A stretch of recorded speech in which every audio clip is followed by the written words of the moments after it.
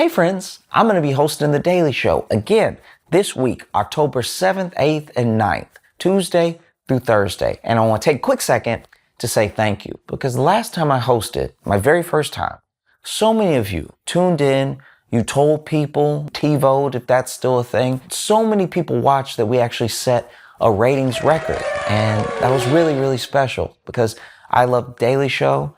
I love all of you, and to be able to bring those two things together, to be able to set records your very first time doing something is special, but to do it with you was incredible. I look forward to bringing these Daily Show shows to you this week and the video, because you're already watching. You might as well keep watching. Just let it play. I'll see you. Give it up for Josh Johnson!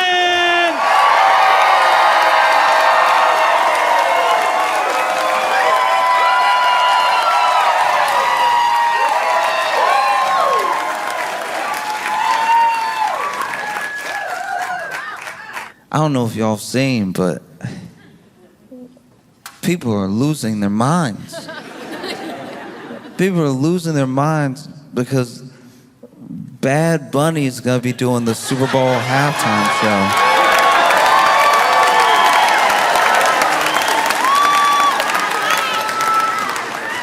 show. This is incredible. The level of upset.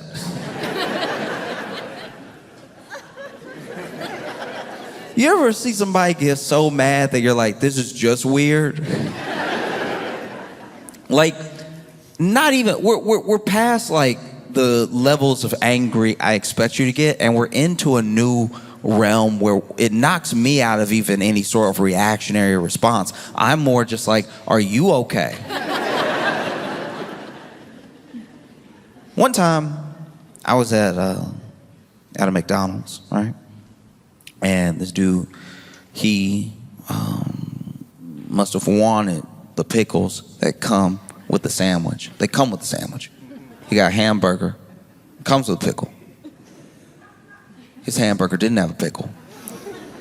And I don't know what else was happening in his life. Maybe he usually handles disappointment very well. Maybe they caught him on the wrong day. Maybe they... You know what I mean? Maybe this man's been through a lot, and this is finally the thing that made him snap. This is possible. Everybody has their line, everybody has their limit, and some people's limit, you wish that your limit would come when it makes sense. Do you know what I mean?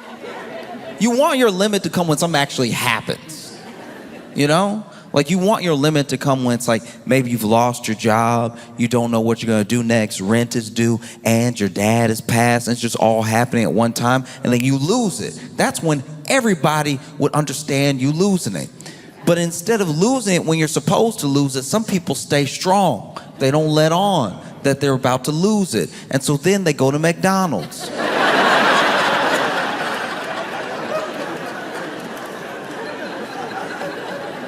And they order a burger. And then they realize their burger doesn't have a pickle, and then all the injustice in the world comes out. All at once in this McDonald's. And so now you're screaming in front of a bunch of strangers because you don't have a pickle. And we all know that you don't have the pickle, not because you opened the sandwich to check, just in case you were like, hey, is the world fair today where there'll be a pickle on my sandwich? No, you know there's not a pickle because you ate half the sandwich and you haven't hit pickle yet. And so you finally open the sandwich, just give it a look. Be like, maybe this is a slippery one. Maybe this pickle's sneaky. You know, they supposed to put it on top of the cheese before the bun, maybe under the condiments, but maybe this one, oof. Maybe this one's sneaking in there between the meat and the cheese. Who knows, right? And then you open the sandwich, you realize you've had no pickle. You realize you've been looking forward to pickle this entire hamburger, and it was never gonna come. It was never gonna come.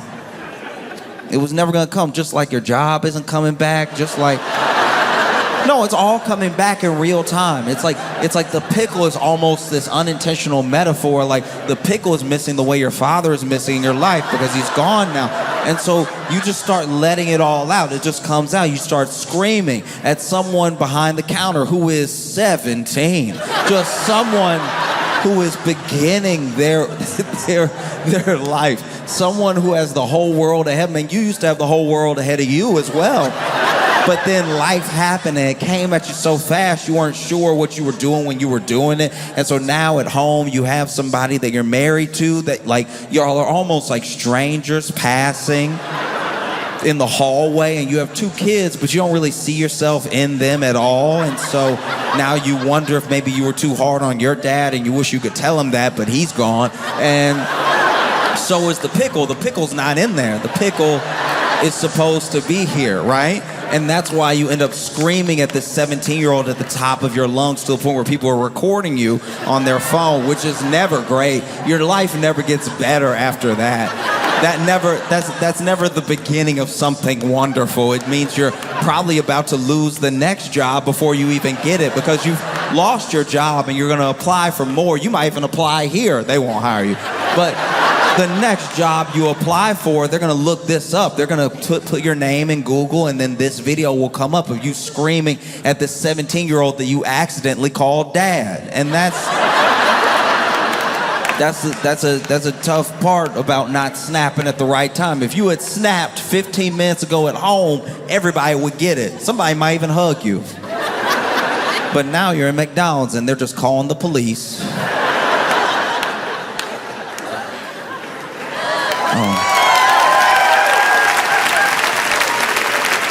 No, it's tough. It's tough. What I'm trying to say is people have snapped over Bad Bunny doing the Super Bowl halftime show, a no pickles in my hamburger at McDonald's amount. And it's stressful to watch. I understand why the NFL's doing. The NFL is trying to expand its reach and everything. What better way than with Bad Bunny? But Bad Bunny is over here, like he's defiant in a way that I think is very special. Because Bad Bunny is doing this like record-breaking tour right now. And he's not doing it in the US, you know? And I think a lot of people can't handle that. A lot of people are like they're like, why won't he come? Why won't he do MSG? Why won't he? And it's like, and you know, he's been asked about it in interviews, and he said a couple things that also are gonna irk exactly who he's trying to irk. Because they asked him, like, why aren't you touring? We looked at the dates. Where's Chicago? Where's LA? Where's New York? You know? And why aren't you touring in the US? And then he said, because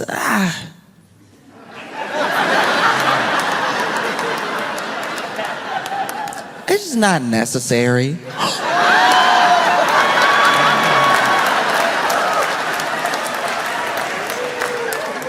Not necessary to tour in the center of the universe, according to us. Not necessary. Ooh, that was a gut punch. Not necessary. Don't worry, I'll be making plenty of money around the world. You know, the rest of the world. Like literally. And other people ask him, and he was like, hey, look, I don't do shows here right now because I don't need ICE hanging outside of my shows trying to do some sort of sting or something like that. I want my people to be safe and everything. In fact, if you want to see me bad enough, I'll be doing a bunch of shows in Puerto Rico. You can come to Puerto Rico. And plenty of people were like, Puerto Rico? Where's that? Because it's actually terrifying. It is like bone-chilling scary how many people who live in the U.S., like U.S. citizens, that don't know what land the U.S. has. It's like, I don't know what civics class? Or what? Is it just geography? How are we failing the youth and the elderly? Like, it's like, because it's not like you can just blame it on the kids. Grown people also don't know. Dude, it's crazy. All right, look, just bring you up to speed, okay? Real quick. And I'm not judging anybody, because I might even have the dates wrong, okay? But in 1898, at the end of the Spanish-American War, America got Puerto Rico. So already, territory, Puerto Rico, right? 1917, Puerto Ricans gained U.S. citizenship. 1952, Puerto Rico became like a sort of commonwealth, which I guess a lot of people miss because, like, we don't have a king, or we didn't have a king, or like whatever. But like,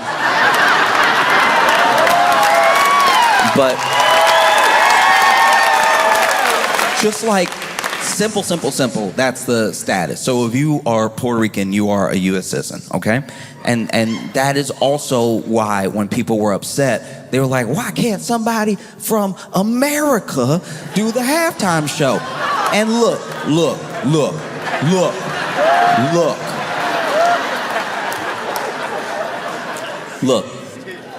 Listen to me. The people screaming that are coming from a very specific place.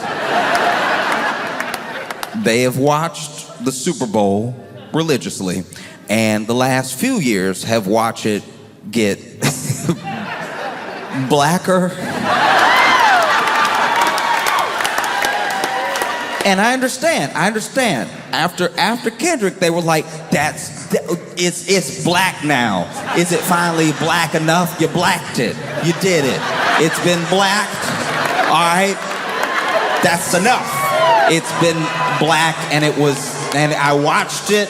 I didn't get it, but it was black, and you had it. Can we have one? Because I don't think you're gonna get blacker.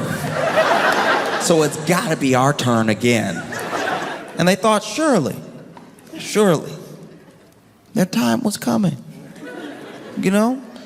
After Kendrick, next one gotta be, you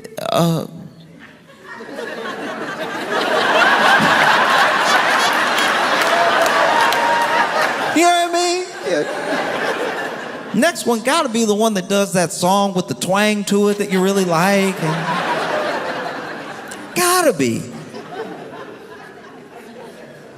Come on, we even, look, you did it. So I did all that rapping. I let rapping in my house just because it was a Super Bowl halftime show. That's as black as it's gonna get. I refuse to let it get any blacker, all right? These people were like, it can't possibly get blacker. And then they were like, all right, I'll raise you no English.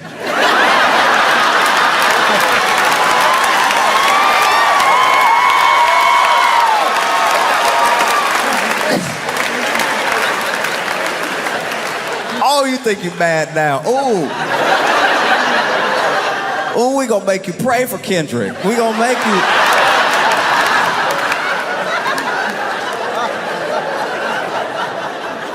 Ooh, Kendrick, please hit us with some symbolism. I don't even understand what's going on now.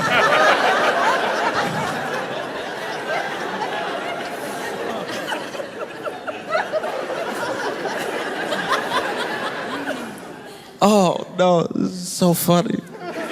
They're so mad.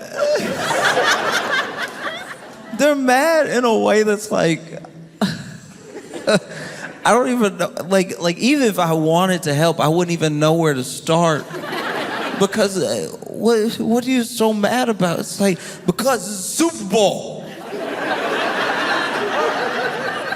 It's Super Bowl.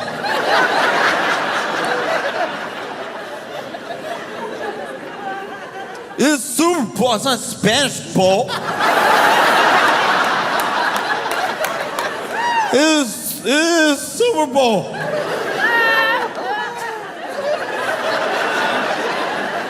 What's next? I love what's next, by the way.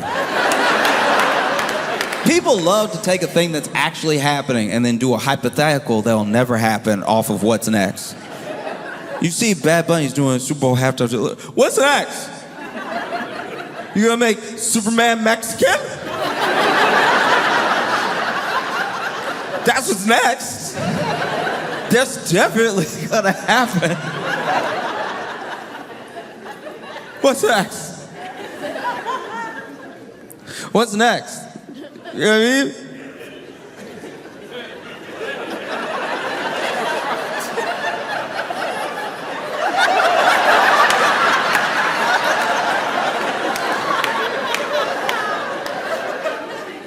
What's that? Because it's scary. It's scary, you know? You watch the Super Bowl halftime show, these people might, by accident, learn some Spanish.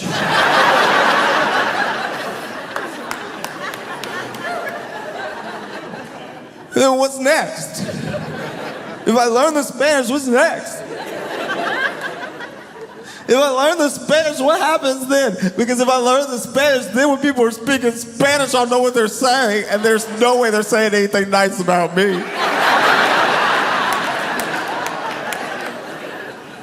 But no, people losing their minds. I can't believe it. Spanish? He's gonna speak Spanish? I'm gonna have to sit there and listen to somebody sing and rap in Spanish? I already had to listen to rap.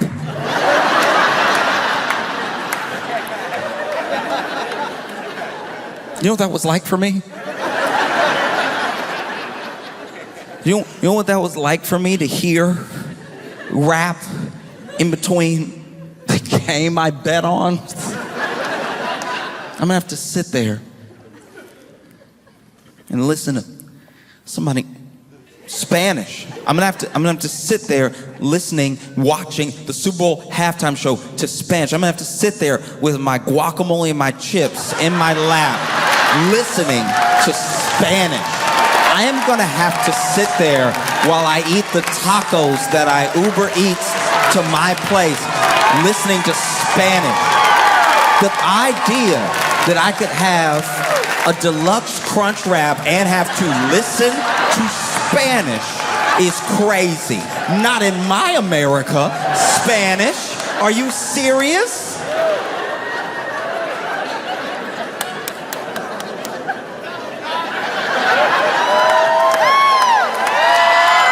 I can't believe I'm gonna have to listen. I want all the Spanish in my mouth. I don't want it in my ears. Which has like pretty much been the approach of a large portion of the U.S. for a long time. So much of the culture, so much of what people like about a culture that they're willing to take in, they try to do as best as possible to the exclusion of the people that the culture's actually from, right? So you'll see how people of Latin descent have been treated in this country the entire time while we fall in love with more and more and more and more of their stuff. You know what I mean? And it's something that obviously happens to black people. It's something that's happened to Asian Americans and everything, but it's something that doesn't always get addressed is that if you loved what we make, then just love us. We made it. You know what I mean? Like, it's a crazy thing. It's a crazy thing to love almost every aspect of a culture and then meet the person who created that culture and be like, I don't know if I trust you though. I just kind of want all your stuff at my house. It's like, oh, I love that thing that you do. I'd probably just take it. What if I took it and then pretend it was mine? Wouldn't that be dope? What if I take it so hard that one day I tell you about it? No, I tell you about it and then I tell you you're doing it wrong because it's actually...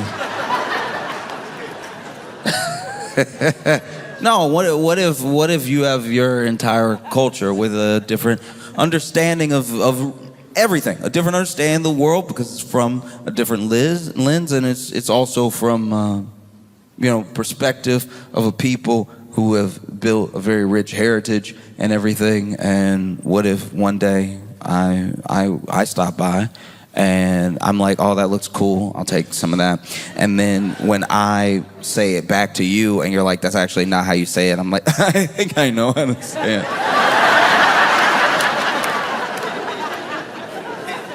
All right, I'm very familiar with the Latin X culture, all right?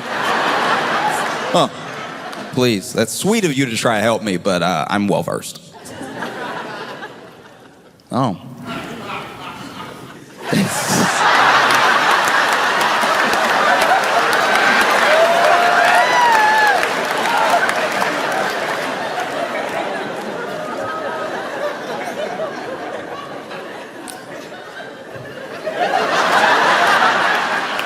That's wild, because that was the laugh. All right. No, because you see, Bad Bunny moves in a way that's very intentional, and he has the loyalty of his fans and his people because of how he moves. Because there are plenty of people that truly, and I'm not saying this from a place of judgment, I'm saying it just from noticing. There are people who truly forget where they come from as soon as they get success. It is a very, sadly, once again, it's a very American mindset to have that as long as you get taken care of, as long as you're okay, you can leave whatever behind, And you're out now. And you're out, you made it out. And then you start to rationalize in your head, well, if I made it out, then people just have to do what I did to make it out. I'm not special. And they'll be able to take care of themselves. And then all of a sudden you're gone. And there's not a real building of community. There's no upward mobility for the people around you. You just up and win, right? And look, it's also a very hard thing to do to try to bring everybody with you. Plenty of people have gone bankrupt trying to do so. You see us like, and I've done it from time to time. I'm not innocent of this thing. So once again, I'm not judging. But you see us with entertainers and athletes, we'll judge them for like going broke quickly, and we always make the assumption it was because they made stupid decisions. Maybe they bought one chain, and then we're like, well, they were out here buying chains, and so now they're broke, and so. But more often than not, what happens, and what a lot of people don't talk about, what a lot of people don't give them credit for, is one of the reasons that they went broke is that this new money, it's a lot of money, but this new money tried to bring everyone with them at the same time. We're not able to set up systems for everybody to succeed. And so then everybody was broke in like 5 years' time. It's because of their heart that they were broke. It's because of their intention to try to bring everybody with them that they aren't in some mansion somewhere, Essentially, you had something like that happen to MC Hammer. There were a lot of people that hear how much money MC Hammer made and then how much he lost, and they thought to themselves, oh, he must have been balling out or something. He probably deserved to lose all that money. Then you hear interviews with MC Hammer. He talks about his business and everything. He talks about the people that he hired. This man hired family. He hired friends from the hood. Just try to give them jobs, either to keep them out of trouble or just get them some money because he knew that they would do the right things with their money. But he's one man. He's one man, and eventually you can't have all these people on the payroll. You can't have all this money going out when not enough is coming in, when not enough is coming back, and so eventually you do lose everything. So it's an admirable thing, and it's a smart thing to say, hey, if you want to see me, come spend your money here. Come to Puerto Rico. You can come do the shows. Anybody can come. We'll have a good time here. You see Bad Bunny thinking ahead. I'm not going to do shows in a place that has these like ICE raids and everything. Because also in Chicago, there was an ICE raid of this apartment complex. And in the apartment complex, they grabbed everybody. They grabbed everybody in the worst way. They zip-tied kids.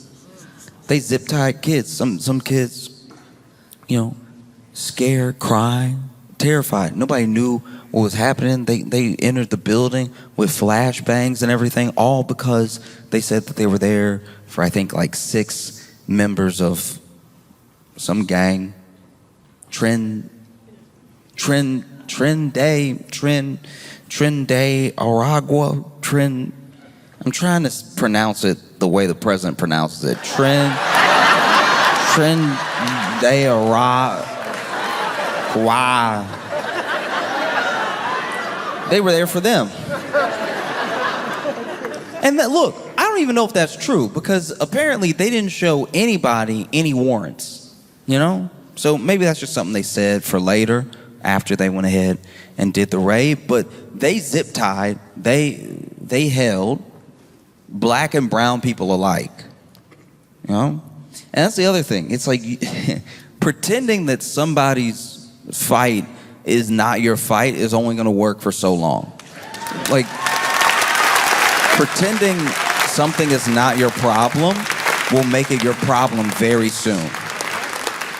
Because already Supreme Court has pretty much ruled that ICE can profile so they can grab who they need to grab, right? And it's like, okay, well, what does an American look like to the people who are grabbing people? You know what I mean?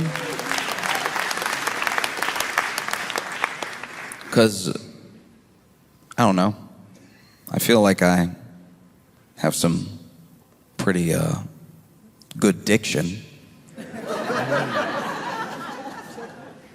But I could probably still get zip-tied. You know, if we're going off of looks, it won't really matter that I'm like, sir, please, I'm an American citizen.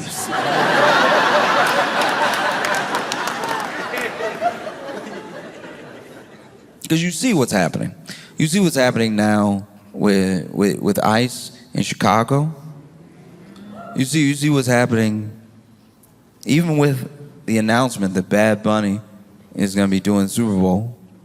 You have, what is it, Corey Lewandowski saying that ICE is going to be at the Super Bowl as well. And it's like, all right, but what's the point of that?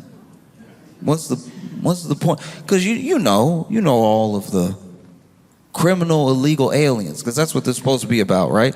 You know all the criminal illegal aliens every year that score tickets to the Super Bowl. You know.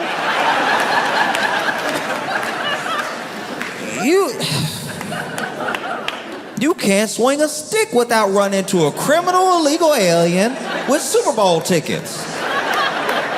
You know criminal illegal aliens love the Super Bowl. They love rolling up to the Super Bowl. Got my tickets right here. And no other form of identification. You know criminal illegal aliens. They can't stop going to the Super Bowl.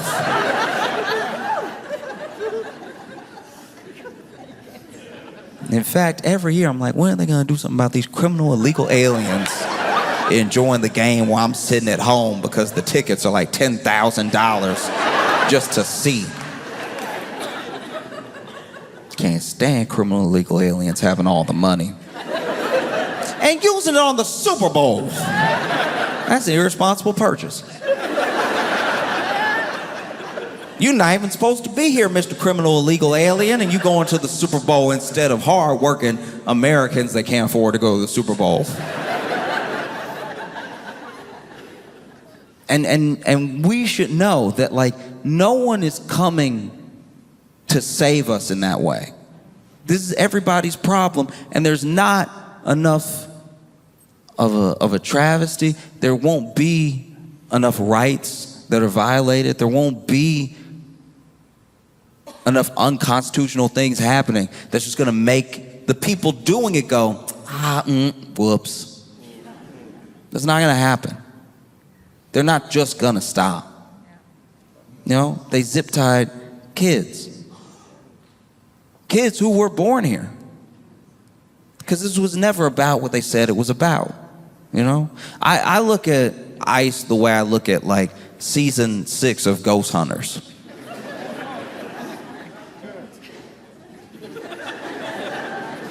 You're looking, but you're not gonna find what you're looking for because you made it up, you know?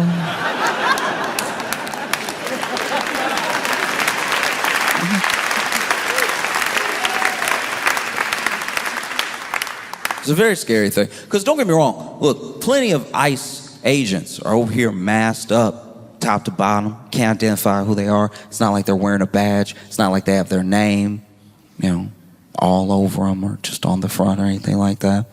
And some of them clearly built like stormtroopers. And then some are built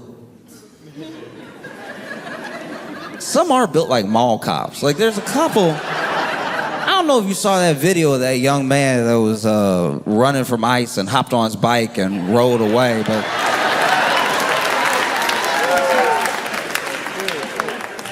at a certain amount of running, you have to accept that you didn't catch the person.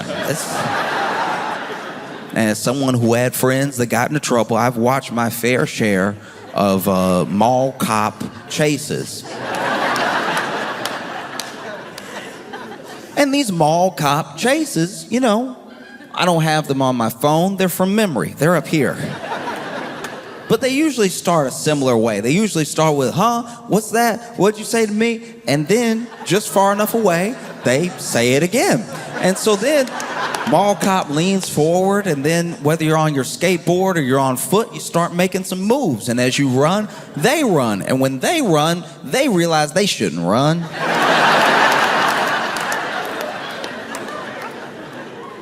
It's a battle. It's a battle for them to run. And you can tell because the kick, okay, I'm not a runner. I'm not an athlete in that way, but I'll tell you right now that like, okay. When you watch runners, when you watch like, you know, like a Usain Bolt, like an Olympic runner, and they start off and they have, you know, a foot up and everything, got the foot on, the hands down, looking up, and then I don't know why they put the butt up. You see they put the butt up and they're down, but then they're like, ugh. I know this isn't true. I knew this isn't true, but when I was little, a friend told me that they do that so that they can fart before they run. It's clearly not real. But he's like, no, you don't want that air getting out and it knocking you off course. It didn't sound true when I was 7, but I did believe it for like 2 years. Because I was like, they do it every time. I don't know. But, you know, get down, they get up, they do that thing. I'm not doing it right. They do that thing. And then they fire off the gun, and then they're like sliding at first, and then they just shoot off. They're running so fast, right? And when a mall cop starts to run, it's similar but different. Because he will do this, but that's because he almost fell.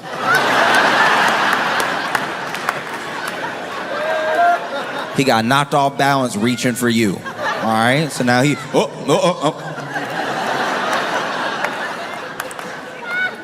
and then he does like kick up a little bit.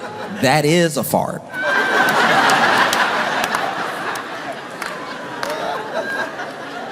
And then he starts to take off and chase you. The problem is, I don't know what happens. I don't know what happens when you take up the badge of mall enforcer. I don't know what happens to your right foot. I don't know what happens to your left foot. But they stop speaking to one another. And in these mall cop chases, I've seen plenty of them kick off, up,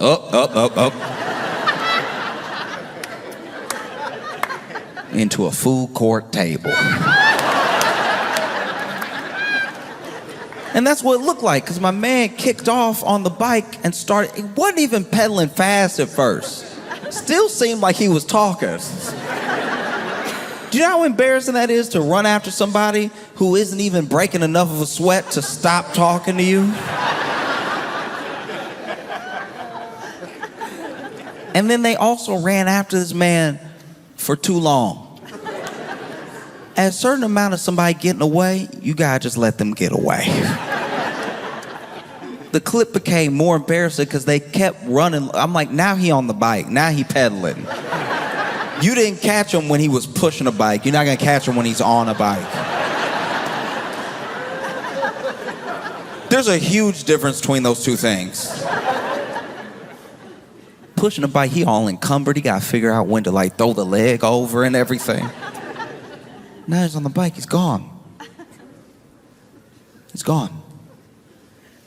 The only thing that could make that video more perfect is that dude, and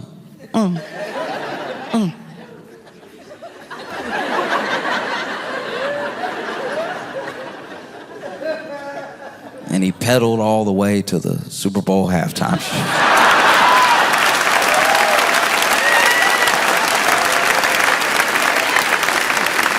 Anaheim, y'all been phenomenal. Thank you so much.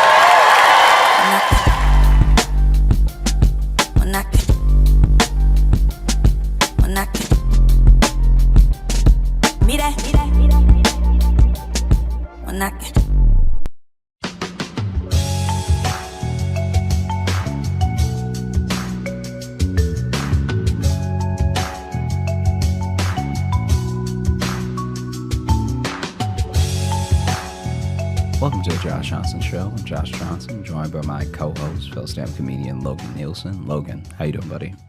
I'm doing all right, man. How are you? I'm doing well. I think that it's weird. As the year is like winding down and stuff, I'm just trying to like take stock of a lot of things, and you know, I had a conversation with a friend tonight that like he was he's been in the hospital for a little while. He's one of my friends from college and stuff, and it's just like, I'm glad that he's doing a bit better. I'm glad I got to talk to him because I had to call him after my first show tonight. And yeah, it's just like I'm a bit disappointed in myself that I like let so much time pass without calling. You know what I mean? Like, obviously, Okay. you like life just happens. Like, people, you know, we're all doing our best and everything, but it, you know, yeah, it shouldn't take like me worrying about him to call him, you know? So I'm trying to like do that more. Like, I call people and I text people that I haven't talked to in a while, like a decent amount, I suppose. But yeah, sometimes something happens where it like is a jolt, and you're like, oh, I should really be appreciative that I have like all my people while I have them, you know? Yeah. Yeah. Like, that's just, I don't know. Fun start to our comedy podcast. But Yeah. I mean, I guess. no, I'm fucking with you. No, I get that. A thing I've really learned about myself in recent years is because, like, yeah, I'm bad at keeping up with people, but I also just realized I'm not great at like managing a giant group of friends. You know what I mean? Mm-hmm. Like, and I think especially in comedy, you're expected to like make friends with all the comics and stuff like that. And I was never great at that in Chicago, and it would just be more of a point of stress than like actual joy to know a bunch of comics. Yeah, but I think that you, as much as I don't like when comedy communities are very cliquey and stuff like that, I think that it's initially inherent that it's gonna be, because you're only gonna be able to go to so many birthday parties, remember so many like people's life events, you know? Yeah. And you can only actually find so many of the comics you meet actually funny. I suppose so. I mean, I feel You know what like, I mean? Like, there's a thing where now you can meet a lot of funny comics, but also like if you're at Mike's a lot, you're also gonna meet a lot of comics who aren't funny but are nice. Yeah. That, And then that it's kind of also like, happens. and not saying like you only want to be friends with them because they're funny, but there is also like the like, yeah, but like I'm not gonna book you. Sure. You're funny and I like hanging out with you, but Yeah, I think that my thing is I've found that there are comics that I've become friends with or really admire or just really enjoy watching that even if their attention, I guess I could say their attention is not like solely focused on like craft of writing or like stage presence, whatever. Right, but yeah. they're always like, there's always something like, you know, those comics that are like made of X Factor. Like they're like up and down. They're like, I need to watch this person, and it might not be good, It'll be interesting. but it's gonna be interesting. It's gonna be like special. Yeah. Like they're just those people that make your night special. Yeah. Especially if you're at an open mic or something, and then there's people who are like not necessarily trying to work on anything. They're also not necessarily trying to play to the other comics in the room. There's just something they have to get off their chest that's like chaos. Yeah. And I'm like, oh man, this is incredible. Yeah, those are the good ones. Those are the good. And I want to be clear too. It's like, I mean, like, you may not be able to find everybody personally funny. Some might be very funny, but they're just not going to be what you find funny. Sounds like makes it hard to then like want to talk about their set or anything, you know, because I'm like, it's just Sure. like, it's not my thing, but you're doing something for somebody. You know what I mean? Like, Yeah, and you also cannot write necessarily like, even if you're writing with another comic, you're only going to be able to be helpful with things that they would say. So yeah. it's like that also sort of can make people fall out of line with each other when it comes to a sort of meeting of the minds, because it's like, okay, you're gonna do this crazy act out I would never do, like, or I like wordplay Right. way more than you like wordplay, or you know, Yeah. whatever the thing is. And Yeah, so or like, yeah. that's kind of where I think a lot of it comes from. Yeah, because there are some comics who like then get really like they want to give you a tag and then they're like really adamant about it of like, no, that's what fixes it. Use that. And it's like, well, I'm like, no, but that's funnier if you say it. If you did this joke, yes. Yeah. But like for me, it's, you know, like you and I give each other tags and like try to change jokes. So and like sometimes we take a note and sometimes we're like, that's just not how you know. I know I give you stuff that like that's not what you would say. Yeah, You know, but I'm like, yeah. this is where my brain goes when you ask me about this joke. You know what I mean? Sure. And then there's also something to be said for like like sometimes someone, the thing that I love about comedy and the thing I love about hanging out with comics though is that there's only so many ways you can see a thing as an individual, right? So even Yeah. when you are trying to think of angles and look at things in a different way and open your mind, it's like, it's not even necessarily that someone else's mind is more open. It's just that they're coming at this thing from like the totally different side. Like if every joke was, Oh, for you sure. know, like Yeah. that diamond, there are going to be Yeah. people who are like 10 shades the other way that Mm-hmm. you're never going to hit. And watching people that there's a friend of mine that has like such a fire bit that I would have never. And you know what's crazy about one of the beautiful things about watching someone just be incredibly funny is that I'm trying to think of how to put this. He was doing jokes that were things that I felt, but never things that I thought, if that makes sense. Yeah. I So, understand what you mean by that. so Yeah. he like, he went on this like run. And when I tell you, it was epic. Like, I'm not even gonna like do the jokes because I wouldn't do them justice. I'm literally just telling you, he had a take about Jackie Kennedy that I've never heard before, but had felt in life, but then was like, wow, this man is like as he's talking, it's like he was reading my mind from when I thought those things. Yeah. And so then you're I do really want to know what your your hot take on Jackie Kennedy is. well, it's just like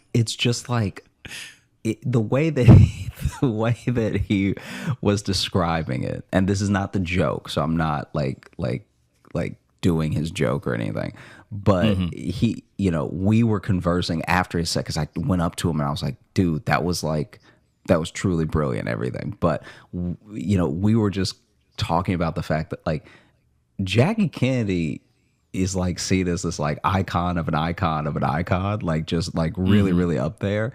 And she like, I don't know, she was kind of average, and I don't really know what was that great, but she had Okay. Right now, I'm not reading any emails about Jackie Kennedy. Do not send me Jackie Kennedy emails because I feel the typing already. but you know, clearly there's something special about her because in her lifetime, she bagged a president and a billionaire in the same lifetime. Like, usually in life, you only get one of those things, if either, right? Right, It yeah. would be like if, you know, it would be like if Barack died tonight and then Michelle was like, Elon looking cute. Like, it's like, Jesus. it's like, imagine that.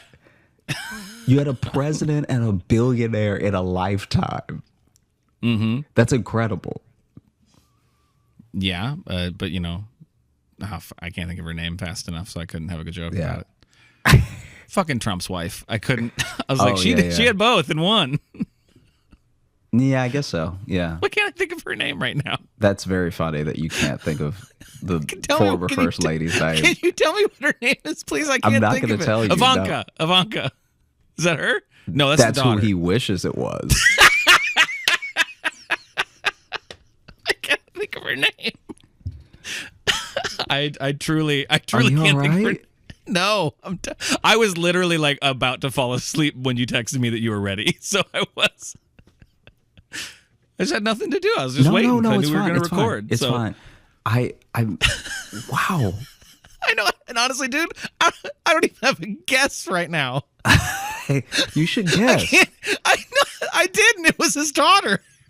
Yeah, but what do you think it is? Just I say some literally- names. I can't even give you a letter right now. Some names. Sylvia. Sylvia Trump. Yentl. I gotta look it up. I don't know. No, don't look it up. Don't look it up. Don't look it up.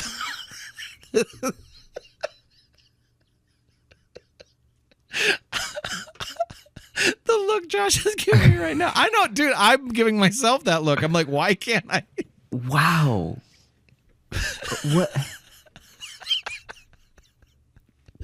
I have somehow erased that name from my brain, and I don't know Did why. she do something to you? No, Okay. You can tell me no. if she hurt you. She did nothing to me. Okay. I truly, dude, I truly can't. Natasha. Ooh wee. Yeah. No, it's all. It's look. It's all Dude, good. fucking tell me her name, please. No, man. This is not. This is. This sucks. This is what life used to be like. Before phones, before you could just Before Google it. phones, before you could just Google it, people would not know stuff. And if the person you were talking to didn't know, y'all would just not know. So is that you saying you don't know either? I know. That's what I say. But I'm just saying, if someone didn't want to tell you, right? Like back in the day. Oh, like right now where I'm begging my friend to tell me and he won't. But you remember when you were little? If your friends were dicks before phones, it was hard to know stuff. You remember when you were little and there was like, you had homework and your parents either knew and didn't want to tell you or they didn't know either? Yeah, yeah.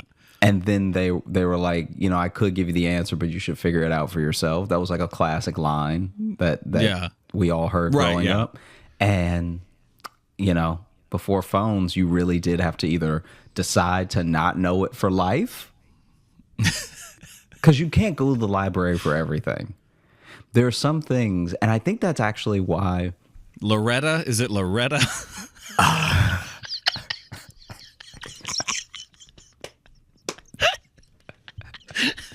This isn't a bit. I genuinely can't remember her name. Do you smoke today? No. Oh, okay.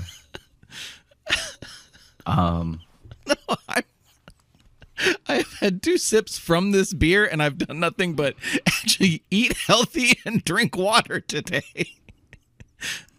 You might be overhydrated. That's what it is. Oh, maybe. I don't know, man. Yeah. I said Ivanka. It's not that. Yeah. It's the only name because that's got the rhythm to it. So, yeah, you just used to have to go to the library for everything. And it was like, you had to just decide to not know stuff. Can you give me a letter? Nah, why would I give you a letter? I don't know because A letter gives it away. Why is it a weird letter?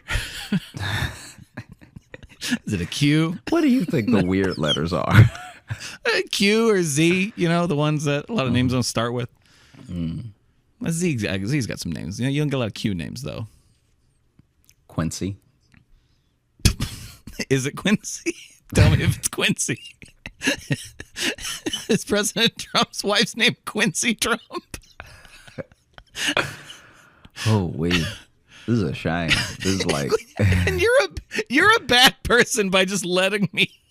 I do not feel bad about any of the times I have mocked you on this show. Yeah. That I have fucked with you. Yeah. Because, You know what? You know what's weird? I feel better about those times now. yeah, do you? Yeah.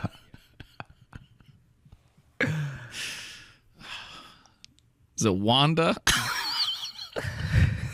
This is embarrassing. Why is it embarrassing? Because this is recent history in my lifetime.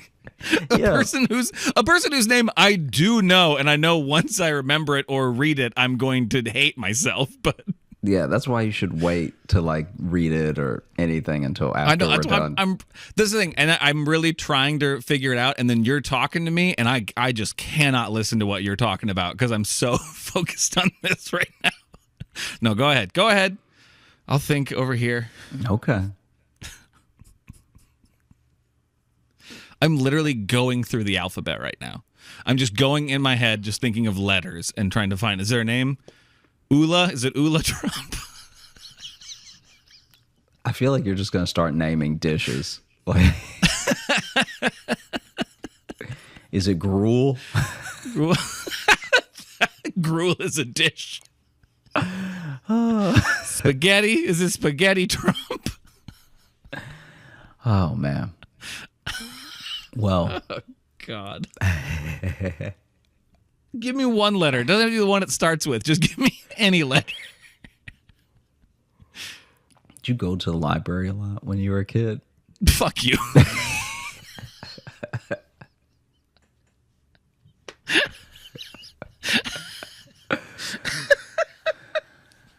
God damn it.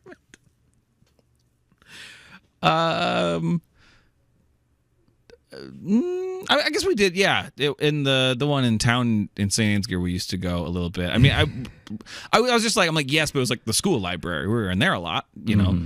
That was where I got most of my reading.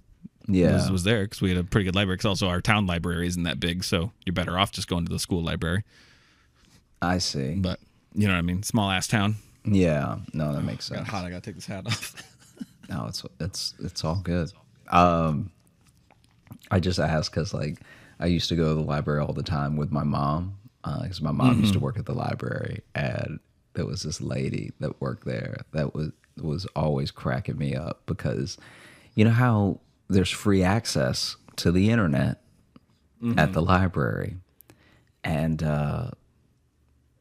you know there are people who use that free access to access things they maybe can't get in real life, you know? Yeah. Our friend Rob used to work at Chicago Public Libraries, and he saw plenty of that. Yeah. And so there were people who would come to the library specifically to look at explicit images of sexual activity. Wow. Of intercourse and relations. Wow. You've somehow ruined sex for me the way you just said all of that. Of the activity of genitalia. Oh, God. The activity of genitalia. Oh. And I know I'm going to pitch that to you for a title for this episode, and you're going to say no. You know what I mean? Just the general filth of lust.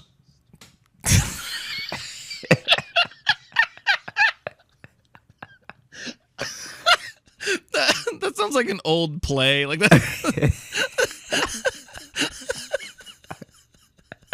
The filth of lust. We should actually do that as like Sounds like a fucking Oscar Wilde play. yeah. We should do that one the same way that we had the detective one. We should do the Filth of Lust.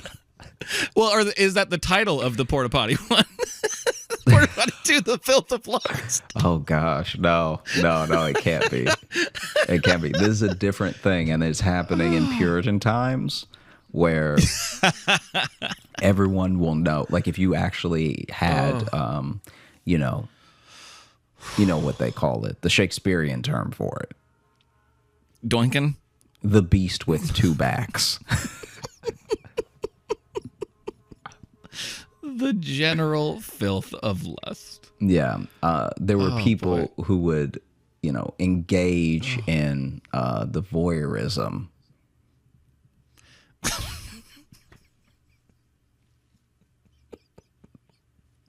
Of intimate contact.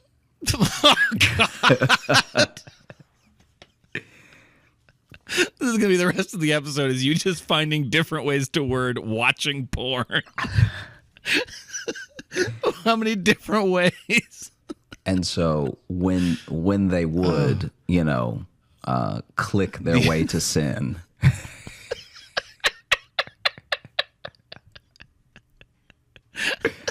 she would roll up behind them and be like, "What you doing, pervert?"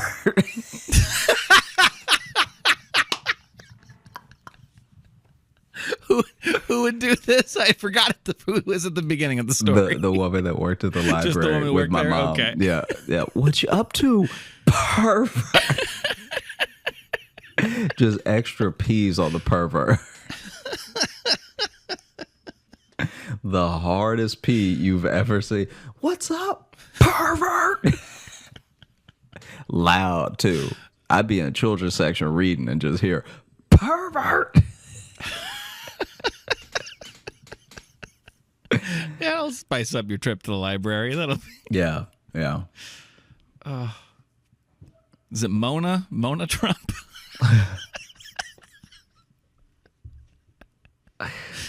Man, that's phenomenal. Because what a random thing to forget. Like it's so random, forget, yeah. It could be forgotten. Yeah. Yeah. 'cause Like it it's makes not sense really- that you forgot. It's not. It's actually not crazy that you It's don't. not in my daily news anymore, Yeah, maybe never. If you think about it, like if you Potentially. didn't want to know, if you avoided the news for, the last 6 years, then Right. I think you could get away with being like, was it rhyme with again? Yeah. Koala Trump. Man, wow. Yeah. Huh. How are you? I'm all right. You all right? Yeah. I thought I was all right until we started recording.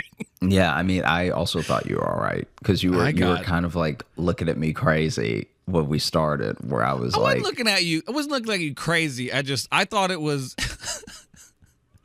And here's the thing. I sometimes respect it, but it's just like just to be like, I'm gonna start this on a real somber note. sure. about not being good, about staying in touch with my friend in the hospital. It was all we had said was our names and then that. Yeah, And but if sometimes they've I'm made just it like- to like 130, like whatever episode this is, I think they know. 122. Yeah, I think they know. But it could be someone's first episode too, is what I'm saying. Mm-hmm. So if they start it and then only the first couple minutes, they're like, "Man, these guys are bummers." Yeah, I mean, and then the one's stupid as hell. He can't remember the president's wife. it was also like all of 5 minutes. So if they didn't last this long, they were never going to be with us. They weren't fans anyway. If you're still here, you're our little weirdos who stick with us, and we love you. Oh man, yeah. I've been like thinking a lot about the year and stuff. Like I know that we're gonna have our episodes coming up. They're sort of like the real year in review episodes and stuff. But Yeah. I think in my life, because I've also had this thing where I understand that, all comparison kills joy. That like that old saying of like, oh yeah, you don't want to be comparing yourself to everyone all the time and stuff. Yeah. So I try really hard not to do that because I also don't want the biggest thing I learned in comedy as I was like making more friends in comedy, doing comedy more and stuff like that, is realizing that I did not actually want to do the things that other people wanted to do. So then that also Right. kills comparison because it's like Yeah. if someone got a job that, that I was like, oh, maybe I would want to do that. But then Yeah. then I think about it and I'm like, oh, maybe not. Like I'm pretty happy with life right now. So there's no real reason to run around, trying Yeah. to like jump in on other people's accomplishments and stuff. And then also I think the things I describe doing to people sound like dumb to them. You know what I mean? Like I showed a friend way before this happened. I showed a friend what I was gonna wear on Colbert, and this is before I'd even booked Colbert. I was just like, my next late night spot, I'm gonna wear this, right? Yeah. And I was like, what do you think? And this is also why sometimes you have to like keep things close to the chest, because like I think if I was a different type person, I may have like taken it, because he didn't mean anything by it, but he like taken it too much to heart, and he was like, oh, I mean, it's cool, it's not something that I would wear like to the, and he wasn't being he wasn't like being any type of way, he was just being honest, but it's Right, also yeah. why you have to know, you can't just ask people questions like not being ready for whatever the answer is going to be, because I really wanted to know what he thought of it as a whole. Right, But if yeah. I had specifically asked him what he thought about it just for him to tell me how cool it looked, I was about to be disappointed, Yeah, but that is why a lot of people ask the question of something like that for that reason. They just want to hear their hope echoed back to them. Yeah, yeah. And You know what I mean? And with me, it's like I knew it was like as soon as I saw it, I was like, oh man, this is amazing. Like I'm gonna get this. Melania? Is it Melania? Yeah. Oh God, thank God. You know how I got close to it? Because I jokingly thought of malaria Trump, and then I'm like, wait, that's actually pretty close. That sounds about right. Because then I just started looking for words to do as jokes, and then I'm like, wait, I think I actually got really close. Oh my gosh.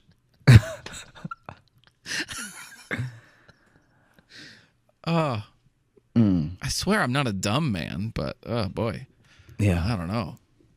Shit. No emails about that either. No emails about the first lady of any era. It's a new rule.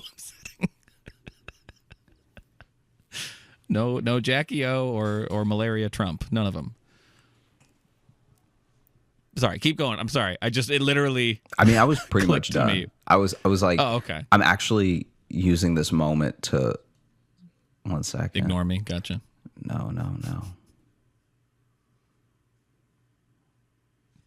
Okay. I'm just See you making later. sure. No, I'm just making sure it's not somewhere. So, the comic not that everyone should check out that has the dope bit is Jarrett Waters. If you are Oh, okay. in New York, he's like constantly doing shows, and hopefully he'll be on the road soon. But he's so funny. Why didn't we say that when we were talking about him? Why'd we? Um, He waited like 3 more bits or beats to like plug his name. because what ended up happening was I was trying so hard to not tell the joke but talk about the joke in a way that did it justice, Okay. that I was like, it didn't even occur to me to say his name just yet, because I was like, let me hold off until I like make sure we don't need to cut the entire thing, you know? Remember it? Did you forget his name? No, Did you forget no. his name and you were? No, I'm kidding. Yeah. So that was about Jackie O. Okay, I'm just trying to now find where we were at. We were just talking about your suit, and then you said you're done with that. You look sharp in that, by the way. Thanks, People man. haven't seen that. even if you don't watch the set, you should. But also like, no, you did walk out, and I was like, geez, that's a sharp one. Like, 'cause that was like, that's the nicest one of those I've seen you in. You know? Yeah. I feel like that was like the most form fitting too, because That was like, it was like, bro, it felt yeah. tailored. No, you did. That's the first time that fucking looked I've tailored. got something from someone where they were like exactly by every quarter of an inch what they said it would be. Because sometimes you like, oh man, before I did Conan, I'll never forget this. This is like, this happened to me at Conan, and it happened to me at the Emmys wear was suits? worse. Did you wear a suit for Conan, or Yeah, I think I had a suit for Conan. okay? But the Emmys was the worst one. Conan was nothing in comparison. Yeah. For the Emmys, I went, and this is like, I'm not a prepared person most of the time, and so this is me really trying to be about my like, Hey, as his co-host, I can say, yeah. like this is me really trying to be about like my business, right? So a Right, week yeah. before the Emmys, a week before I'm supposed to fly out for the Emmys, I go to this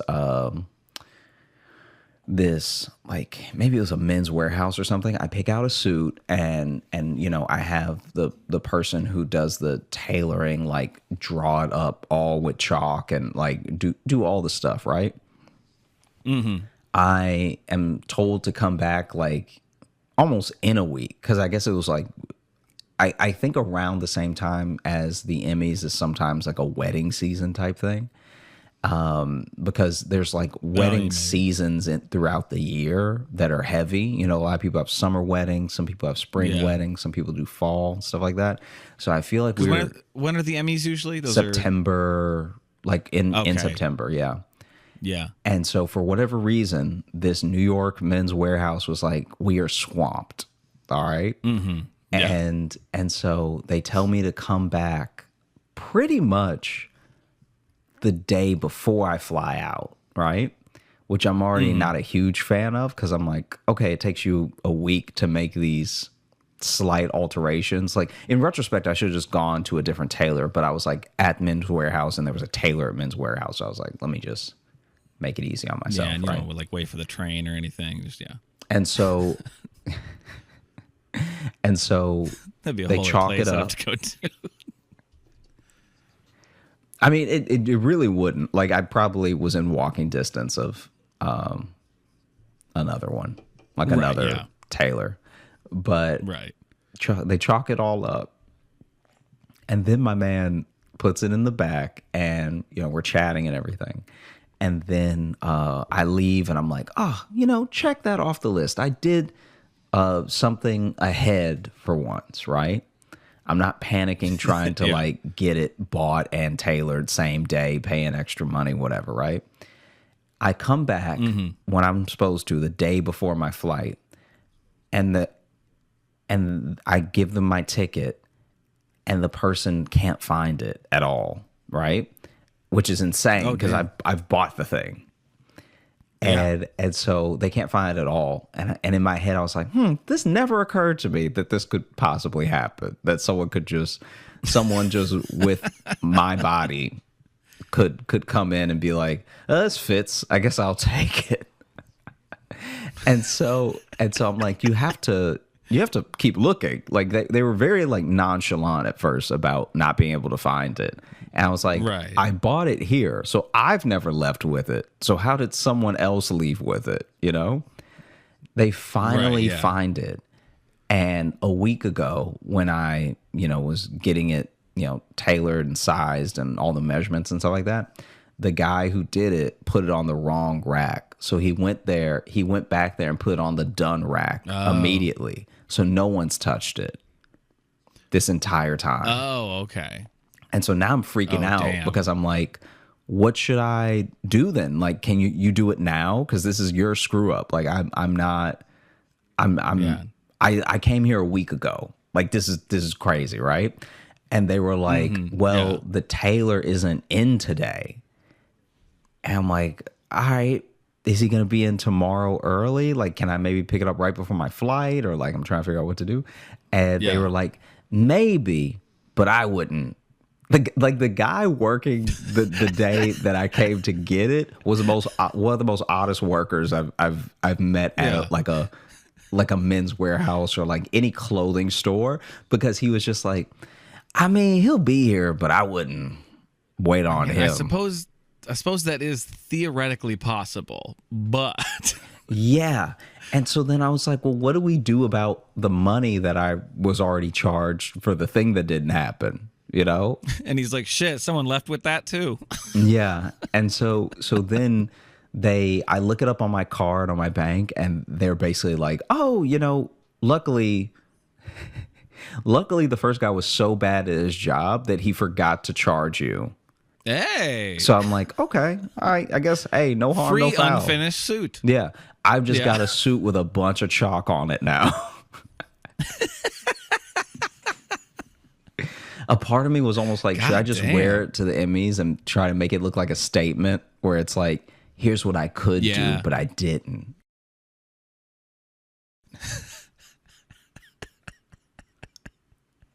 Yeah, you're protesting tuxedo standards or something. Yeah. Why shouldn't more grown men look like the Little Rascals? Yeah, I'm trying to reconnect with my childhood. This is a suit of whimsy. Yeah. And so I flew with this chalked up suit, and then when we got to LA, I think I rushed to a tailor in LA, which was also, most of them were too busy because the Emmys was there. And so they were doing a bunch of stuff, and it was like, it was hell. You show up with just a chalked up suit. Can you finish this? Like, I might as well shown up with the fabric. Can you help me? Yeah, just a roll of fabric. Can you make me a suit, please? God damn, yeah, that would be a lot. There would be a big part of me that'd be like, maybe I just won't go. Maybe, yeah, I don't know. I'm not giving away any award. I'm not presenting. I guess just... Yeah. Nah, man. Oof. Yeah. And then this, it's a dashiki, right? Mm-hmm. I'm just not confident in my words right now after the whole Melania situation. I just wanted to make sure I was saying the right type of suit. But was this made by the same person who did your Comedy Central one? No, that was a different person. Okay. This person runs a business called Saba Elite, and they do a bunch of like suits, jackets, and just great, like really great designs, really great stuff. No, man, you walked out and I was like, that is sharp.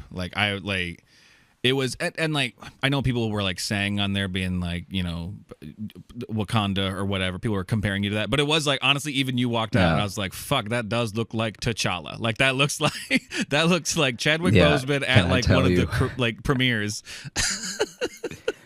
Can I tell you because I try not to get on comments and like any of that stuff. Not even because of like people might be rude, but because I think that it is a detriment to you, good or bad, to like lean on too many opinions. I think that when people are hyping you up, you can get a false sense of, who you are, or what you're doing, or like where you're at.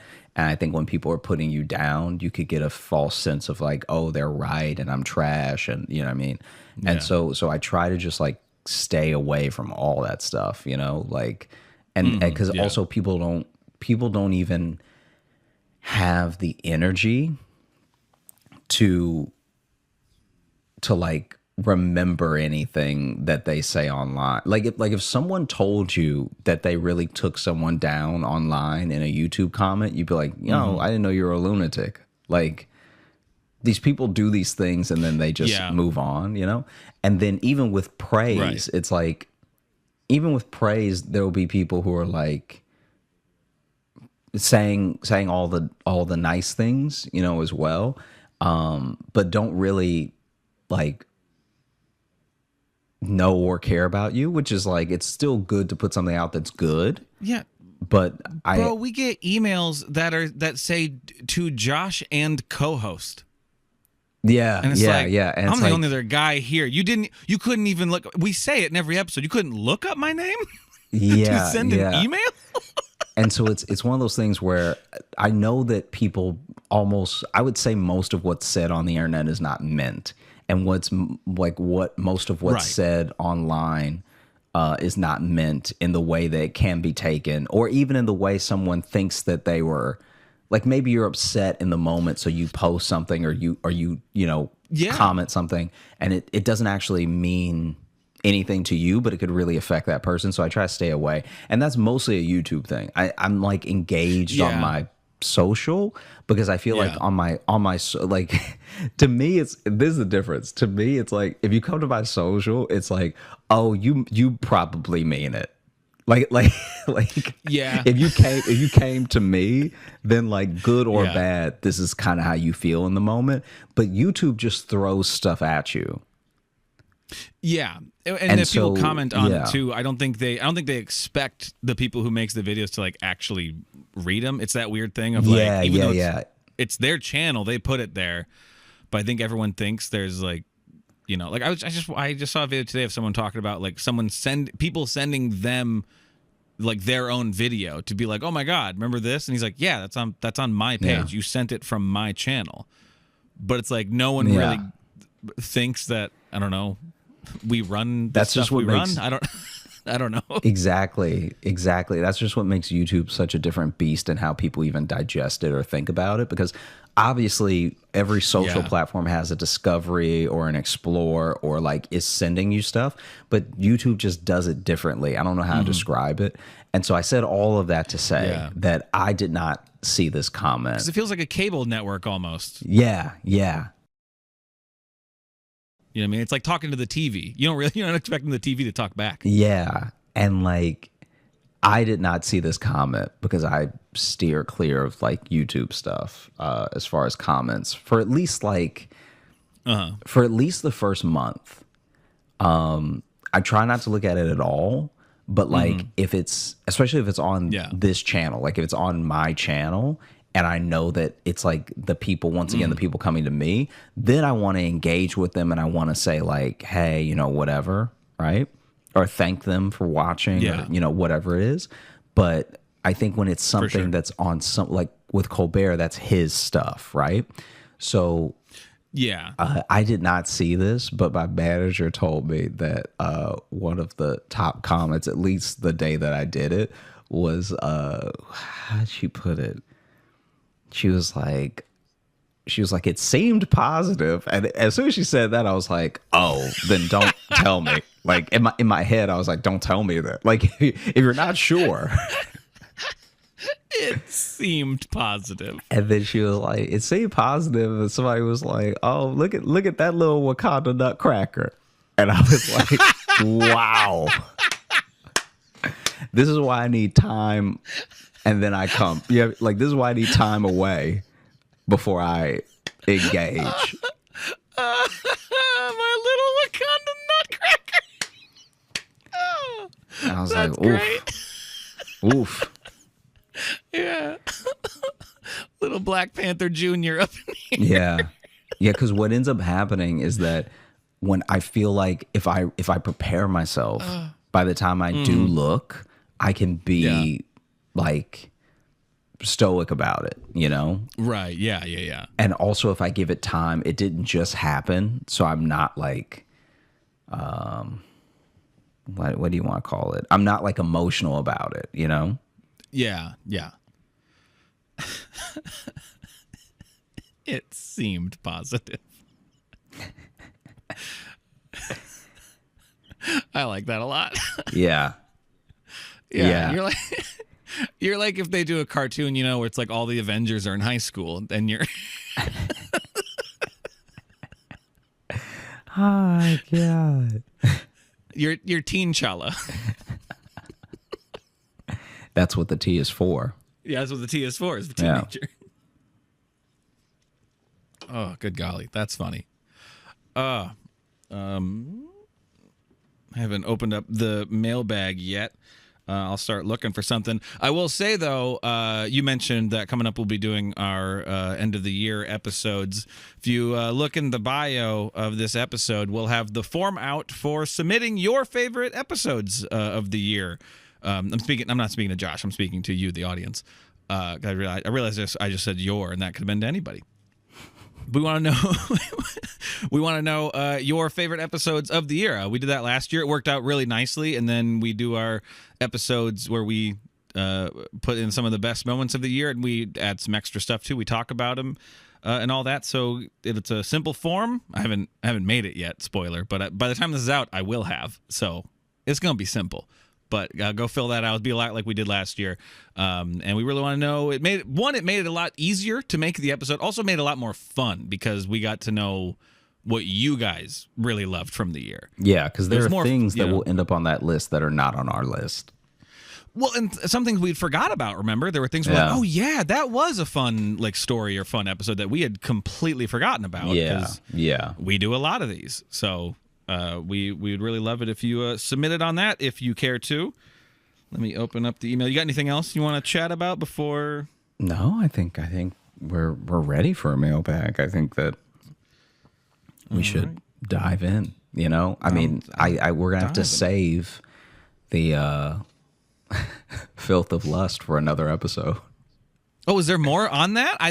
No, I'm saying that the working out the rom-com erotica. We'll have to save it for another time. We got this one here, and it is titled "Very, Very, Very Important Information." And then it just says, "Hello, Losh and Jogan. I have very important information about my new job. My boss's name is Richard Balls, but he prefers the name Dick for some reason. His name is literally Dick Balls." I may be mentally 10 years old, but this is one of the funniest things to ever happen in my life. Anyways, y'all keep doing your thing over yonder. 69,420 out of 10 jangles. I didn't say the name, and I may cut this last part because it says, P.S. I'm also very stoned while writing this, and I don't want to get anybody fired. So Yeah, no, fair enough. But I don't wow. want Dick Balls to hear this and be that. No, that is wonderful. Thank you That's for sharing incredible. that very important information with us. We needed to know. Yeah. And I love that our fans bring us the important news. I also love the idea that someone named Dick Balls might ever try to send someone else to HR. Oh, yeah. Yeah, like it's like we need to send you to human resource. Like you need to send me to human resource. Well, you see your language, my language, your name, sir. Yeah. Dickard Balls. Let's see this one here. This is signed Kit Kat, and the title here is Love Ya Dummies. Toontown and Squeaks. Love the show. I got into it because a guy I'm really into wouldn't shut up about it. Parentheses, shout out to my boy Ruffles. I don't know if I'd be really trying to chase a man named Ruffles, but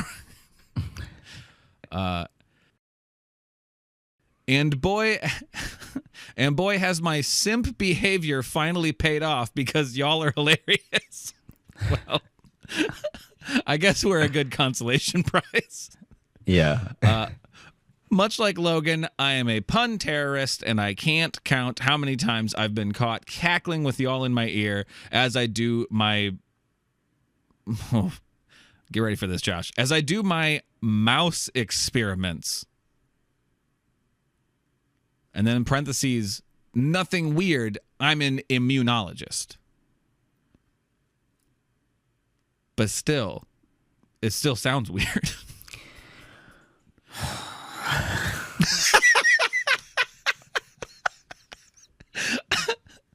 I wanted to know what's the funniest / saddest shit you've done / heard of someone doing in the name of love, and if it ever paid off. Once again, love the show and keep on punning, Kit Kat. Thank you so much, Kit Kat. That was.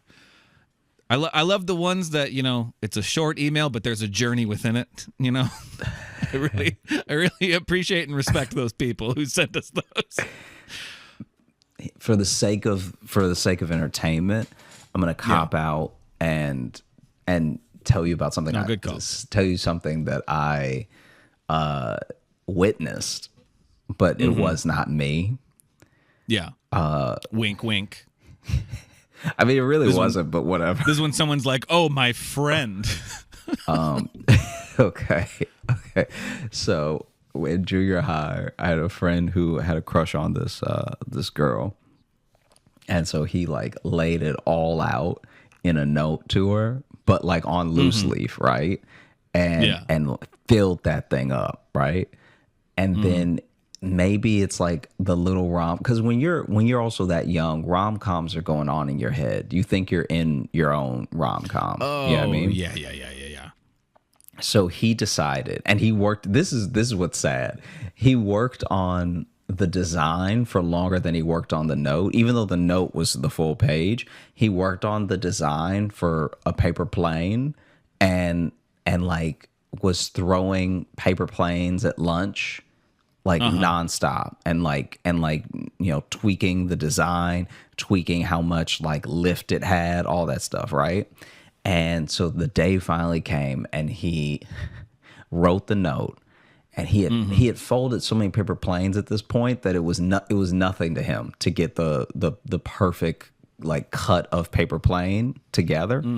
Yeah. And he folded the paper plane perfectly, and then he went to throw it her way, and as he throws it, so he's maybe like 6 seats behind her, and in the next what is it, column, or is it a row?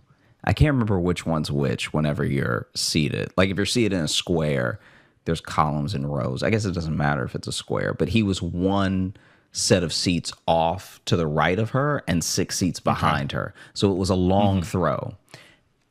And as he goes to throw the paper plane, he like really like punches it forward to her, and it's got like the exact amount of, like, he put the perfect force on it, and it's not drooping to the ground. It's like coming like eye level to eye level, right? And as he throws it at her, she turns around to look at him, and it goes into her eye, and like actually like hurts her. It actually hurt her pretty bad. Oh God. See that school the next day with an eye patch. It wasn't that bad, but it was like she definitely wasn't focused on reading it and could not read it for maybe the rest of the day.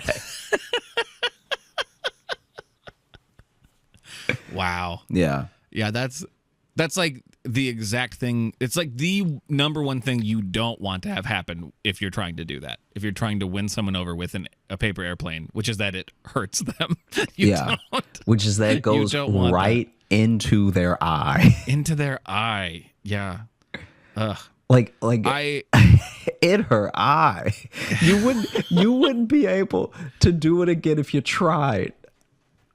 Yeah. Because she had to, like, it was supposed to, I guess, hit her shoulder or like hit the back of her head. I don't know what he was thinking, but it was like the fact that she turned around just in time and looked into the butt, I mean, like the tip of a paper plane. The butt of the plane. She looked right into the nose of the plane when she turned around to look at him, right? Yeah. Made eye contact with the pilot. Hit her right in the eye. Oh man. That's great. I've never seen one of these in person, and they're kind of sad, but they do bring me this weird joy. But anytime there's video of like someone trying to propose on like a jumbotron and it goes very badly, where the person is like, no, there's something just compelling about those. Those are inherently watchable to me. I'm not happy about it. I'm not like reveling in his misery. The best one is where he gets down on one knee and she goes no, and then he follows her and she throws a beer at him. And I was like, she did not want to marry you. Did you meet her that day? What happened? Yeah. So those are Yeah. sad, but they're also pretty good. Oh man. Like the idea that you don't know if somebody wants to marry you. Like the Yeah. fact that you can be on such a different page as a couple is like actually terrifying. Yeah, I mean, who That- you talking to here? that- Who you talking to, bro? But I mean, you didn't. I'm divorced and had an engagement fall apart too. Yeah, but Yeah, you didn't. it's not fun. It's not fun to learn. You didn't have to when you knelt to propose. You didn't have to drag Yes. your knee because they were walking away. No. At the time of engagement, decisions seem to have been made. That's what I'm saying. Later things Yeah. changed. Yes. No, I do. Nobody find can that, control later. I'm talking about yeah. when you do it. No, that does blow my mind when people ask that, where they're like, it's like, oh, I'm going to propose, and then it's like, oh, will she say yes? And it's like, I'd fucking hope they've talked about it once. You know what I mean? You'd hope at least the topic has come up once. Imagine somebody. Do you think she'll say yeah? Oh, I really don't know. Do you think she'll say yes? No, probably not. I think tomorrow's going to be rough for me. You know what? This is what only a gambling addict would do, but they really should start taking bets during the Jumbotron engagements. Oh, yeah. I mean, shit, man. They're not a sponsor, but like now you got the DraftKings stuff. Like you can bet on like anything now, which every time I see a commercial for it, I'm like, this seems like all the work we've done for gambling addicts is being completely undone now. You know, Because have you what's- seen those commercials? Like you can put odds on anything, and I'm like, Jesus Christ. that's actually what I think should be illegal. I don't care that gambling is legal, but you should just be able to like gamble on if the team or the person will win and stop. Because what you end up doing. Oh, no specific bets from there. Yeah, because that's how people lose. That's how they make money. That's how people lose money. That's how people ruin their lives. Is parlays Right, yeah. down the line where it's like, well, Yeah, now you yeah. could win $12 million off of 200. It's like you realize you're only going to lose $200. Like, please stop. Yeah. You know? But then you get some people. There was one guy who made a big bet on. I can't remember what it was on specifically, but because the Astros won, he won like $100 million, or not that much, but he won like a lot, like several $1 million. No, I'm from with like you. one bet early in the season or some shit. Like, And that even. I mean, but right there though, it's literally the lottery though. Then at that Yeah, point, yeah. it's not gambling. It's like truly just that form of gambling, the lottery. Yeah. And you know what? It's like the reason that no one really has a problem with the lottery is because it's cut and dry. You're either going to win or you're going to lose, and only one person out of however many 100 million that are playing is going to win, right? But Right, when yeah. you create your own parlays, it is your fault you didn't win the lottery. And that's too much. Yeah, that's a way to think about it. Yeah, that is a way to put it. Because think about if you were like, I'm betting think- that the Patriots win, that the Astros win, that the da, and then you're completely right except Yeah. for one thing. It's like it's all your fault, Yeah. and it shouldn't be like Well, that. and yeah, you can go down. I mean, yeah, the ones who get so specific of like, oh, they're gonna have this stat for this many innings of game. Yeah, or blah, blah, blah. I'm don't like, do that. That's insane. I mean, look, Don't do probably that. don't gamble at all. I mean, it's. And I hate to counter what Josh has said, unless you're really good at it. Because also, this comes from two guys who aren't gamblers. Like, I also, You know what I mean? I don't even like going to like card tables if I'm in Vegas because it's like that's just a whole world that I'm not like familiar with, you know? I don't even like gambling in my mind. All right. No, me neither. I get so upset when I really think someone's gonna win a fight and they lose horribly. Yeah.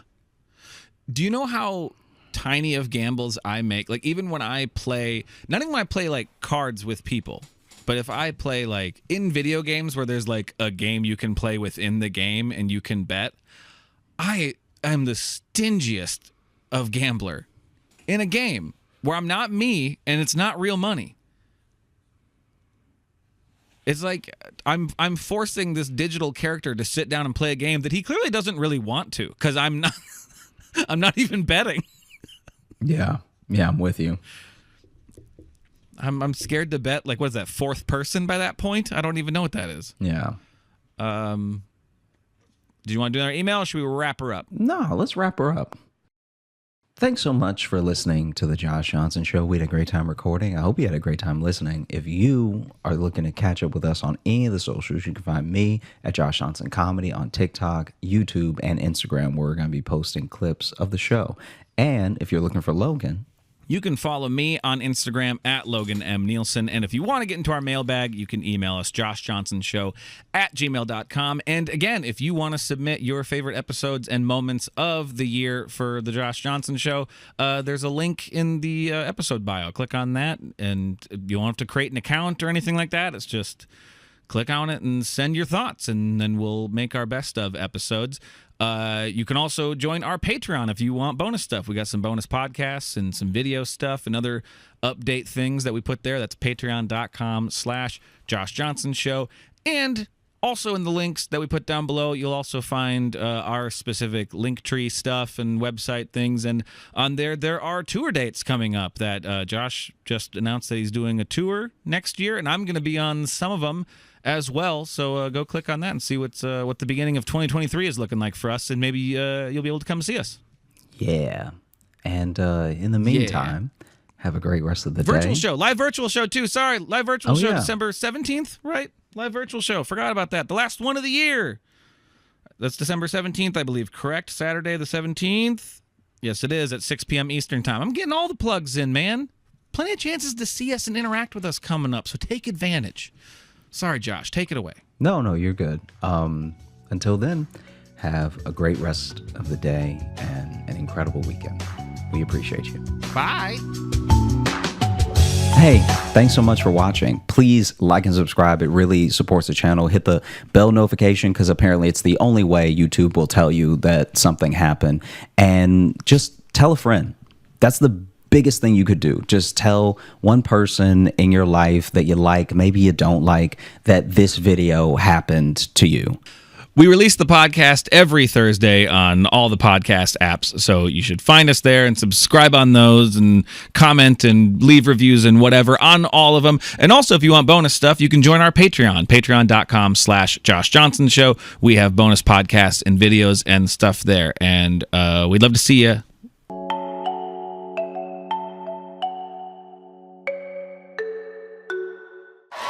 Denver, Colorado, make some noise for Josh Johnson.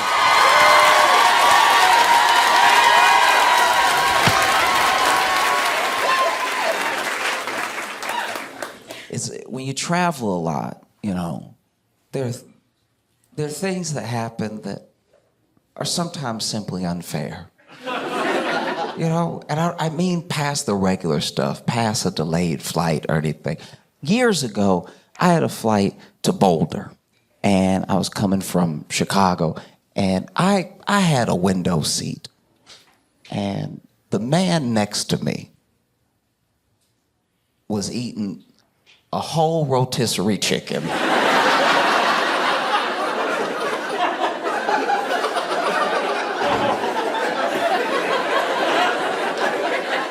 And when I say whole rotisserie chicken, I want you to understand, you know when you go to the grocery store and you see with the bubble, it was that.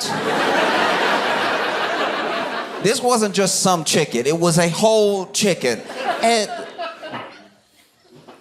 there's nothing like when you meet somebody and they start out nice and then they betray you, right? Because we had a very cordial conversation initially, a very I'm not crazy conversation, then he switched up on me, right? They say that not all heroes wear capes. And apparently not all terrorists have bombs, because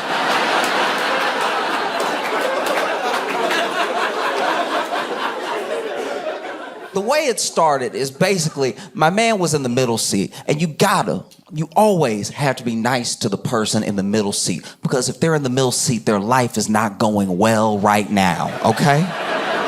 Because this is the thing with the middle seat that people disregard. Whatever happened to you while you traveling also happened to them, right? Maybe you were delayed. Maybe your flight got canceled. Maybe you had to spend the night in the airport. All that happened to them too, and they're in the middle seat. So they're still having a worse day than you can imagine, right? And so I'm always nice to the person in the middle seat. So, you know, we both sit down and everything, and then we look at each other, and I'm like, hey, how you doing? I feel like I'm a pretty cordial person, very approachable and everything. So I'm like, hey, how you doing? I'd love to strike up a conversation and stuff. And he's like, oh, I'm great. And in retrospect, he was great because he knew what he was about to do.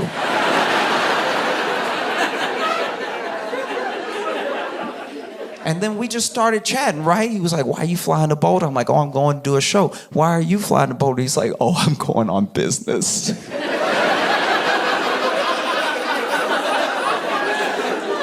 was like, he must love his business. Like, little did I know he was going to do the devil's business, right? And so we are barely diagonal. We're basically one wheel off the ground when he decides it's his time to shine, right? And so this man reaches under the seat. He kept it under the seat because he wanted people to think it was a carry-on, right? So he pulled this chicken from under the seat. I had no idea what it was because it was just in a bag, right? So he pulls this from under the seat, and he really pulled it because I guess it got stuck, so he really pulled it, right? And then he pulls up and he lifts it. And this man is bigger than me. And anytime somebody is bigger than me and making me nervous, I go through scenarios in my head of what could happen next, right? So then he pulls this bag up and he lifts the bag. Now the bag just, okay, the chicken was hot, right? So the chicken was hot, so there'd been some condensation around the actual shell of the rotisserie chicken. So the bag was clinging to the chicken, so I can't tell what it is. All I know is it's heavy and wet, right? So I look over at the bag, and it's got a little bit of steam coming out of it, and I'm like, that's why he was nice to everybody, because he got a bomb, right? And so then he grabs it from the bottom and starts peeling the bag off of the chicken, and I'm like, oh, okay. I wish it was a bomb. I think a bomb would have been easier for me to manage right now. This is actually going to be more upsetting than a bomb. I can already tell, right? And so this is my other thing, too. How did this man get this past TSA? Because there's an organization specifically designed to stop this sort of thing from happening. How did he get this on? Because they took my water. I can't have my water, but apparently he can have 12 ounces of chicken juice.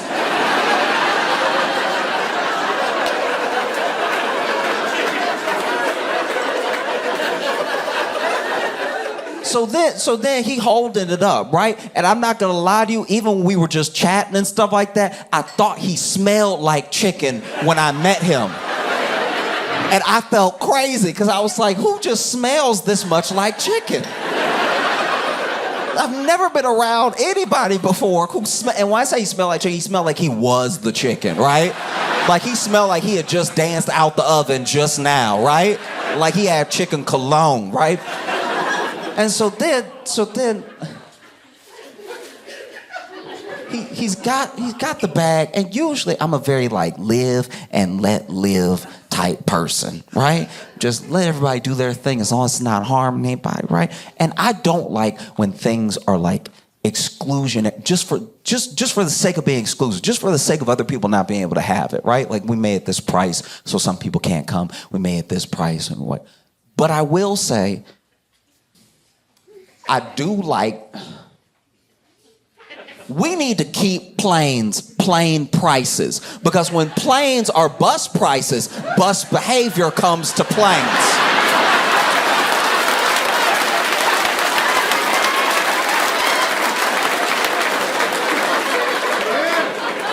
Because when he revealed a whole rotisserie chicken out of this bag, I was like, what in the Greyhound megabus is happening right now?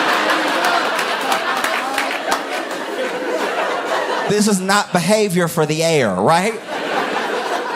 And so then he lays the chicken down on the tray table, and I've never seen this before, because I guess it was a big enough chicken that the tray table actually had some give to it.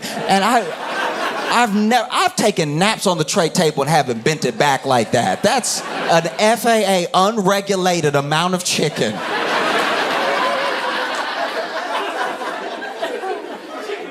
And so and I'm not gonna lie, as soon as I saw the chicken, as soon as I saw him put it on a tray table, I tried to dissociate right there. I was trying to go somewhere else. I was like, ooh, like, I was trying to be anywhere else but right here, because I even put on my noise canceling headphones and just tried to pick a movie and just not be a part of what was happening right now, right?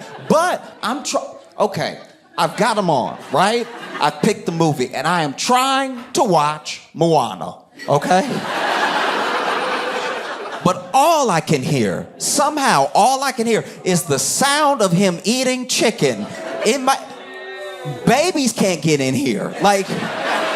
And when I tell you, this is how you can tell it was like premeditated too, because this chicken was still very, very hot, which means he got it right before the flight. That means he went to Albertsons and got a full rotisserie chicken, then was like, well, I have a flight. I don't think that's what happened. I think actually he was on his way to the airport, and he was like, I'm making good time. I got that pre-check. Let me make a stop by Albertsons on the way, pick up a snack, right? And so this man does not have a fork, because a fork would have got him caught, right? He just has the chicken on the tray table, and he is eating it with his hands like he is Henry VIII.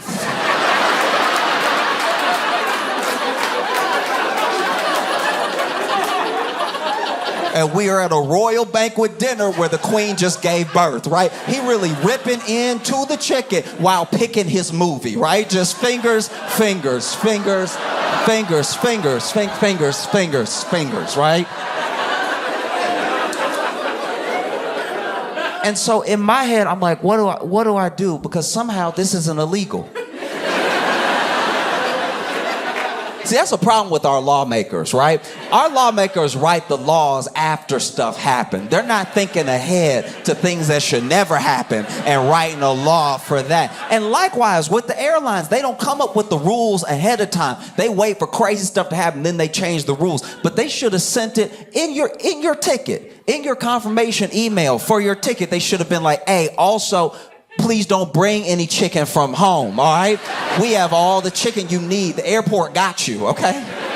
Because I don't remember this exactly, and maybe I'm not being fair, but I'm pretty sure the airport we were leaving from had a Popeyes. So he had access to chicken, but he wanted his own chicken, right? He was like, oh, they do it all apart and stuff. Let me get the whole thing. And so then I'm like, I don't know what to do. And so all right. I'm not proud of it.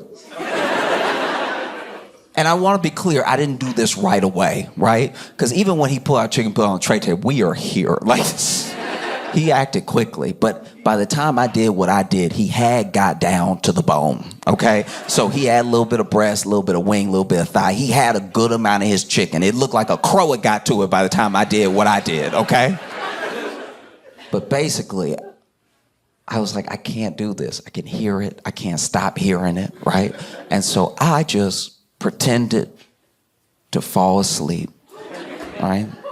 Waited a little while. Even gave a couple, right?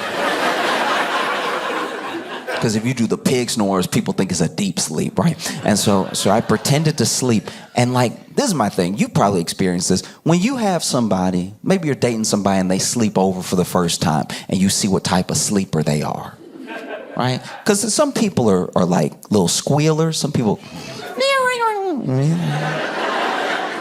Some people are snorers, like, right? Some people are thrashers.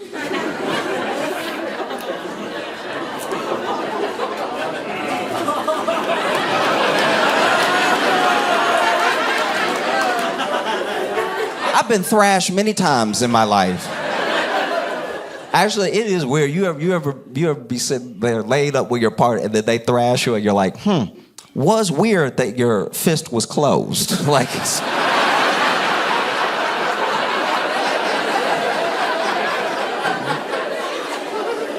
But anyway, I'm pretending to sleep, right? I even hit him with the right, and then just after a while, I wait a little longer, and then I'm like,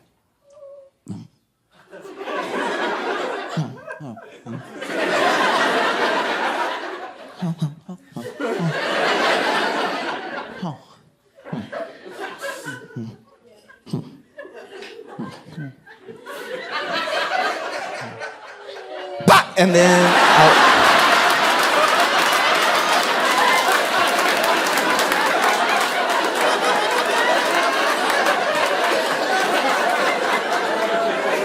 and I had to like open one eye a little bit to make sure I really got the chicken, right? Because I didn't want to miss, because you're gonna get another chance, right? Like if you miss that first time, he started protecting the chicken and everything. So, you know, I opened my eye a little bit and I cleaned that chicken. Like I Tiger Woods that chicken. So then the chicken flies off the tray table across the man in the aisle seat, right?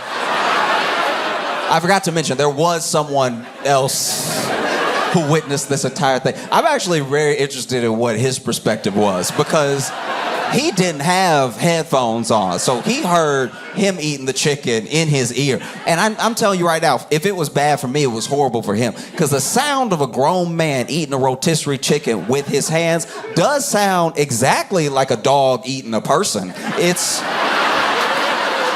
just as horrific. The sound will never go away, right? I can hear it right now, right? And so then chicken shoots across him. It hits the tray table not the tray table, the armrest of the other aisle seat, and then it hits the ground where I think it had some bounce to it because it still was mostly intact, so it was gonna move like a chicken would move, right? Now I gotta keep my eyes closed again because I'm supposed to be asleep for this, right?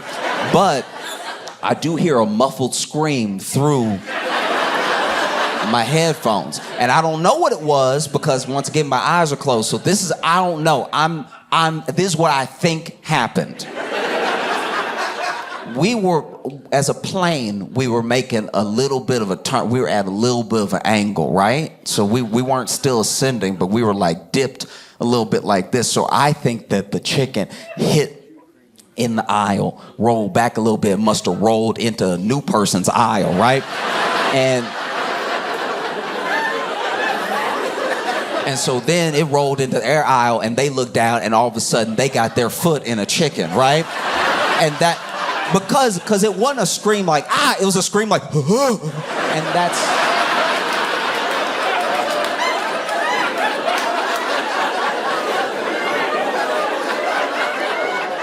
And that's, I mean, any one of us would do that. If you were just on a plane and you were minding your own business, all of a sudden your foot was in a chicken with the bones in it. Like, your foot is in it and it's not coming off. It's a shoe now, so it's not coming off, right? We'd all be like, And so then I hear him through my headphones. He's like, what the hell? Like he screams, what the hell, right? And so then I gotta pretend to wake up. So I'm like, oh.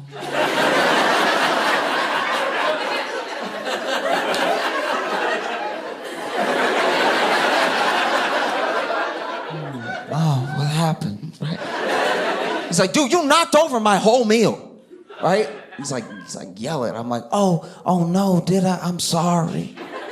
Can I get you another one? It's like, no, that's the only one I had. I was like, oh, can I buy you something else? It's like, no, I don't want anything. Just watch the. It's like, oh, I'm so sorry. My bad.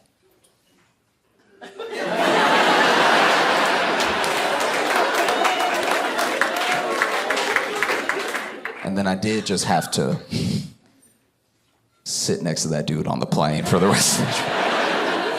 I've never had anyone shoot me dirtier looks than this. He was just looking at me the rest of the flight like.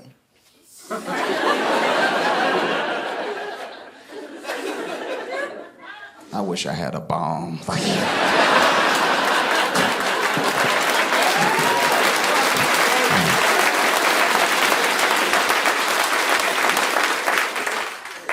We're really in it now, you know? We're really in it now. We have Kamala running, right?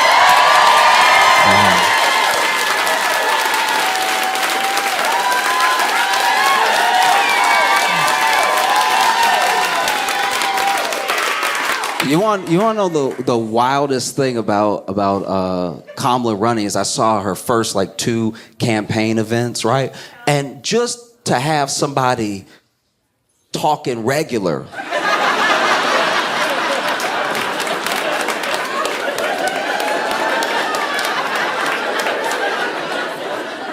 Like truly just talking regular. I was like, she might as well have been breakdancing. The way she went up there and said thank you and was remembering names and stuff, she might as well have been hitting that. Like,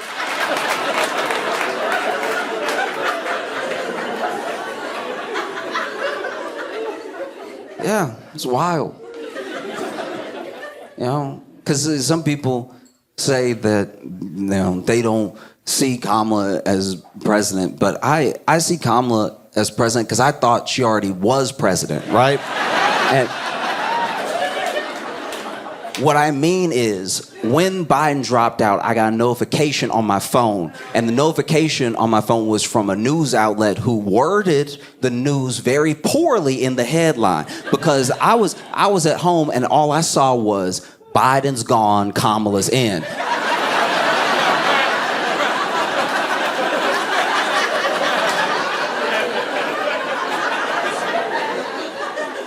And gone is you gotta use gone very carefully when you talk about Joe Biden. You can't just be out here saying gone willy-nilly, right? And so when they said gone, I was like, oh, that was the COVID he got. Like he got the real one then. If he gone, oh no.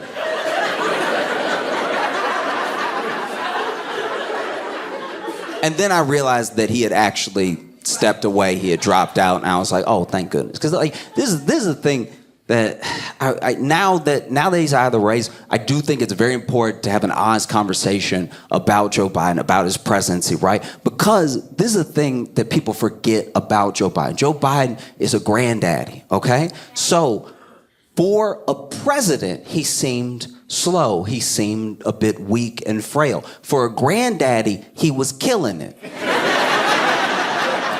All right? Like, really take a step back for a second and think about the granddad. Think about your granddaddy, right?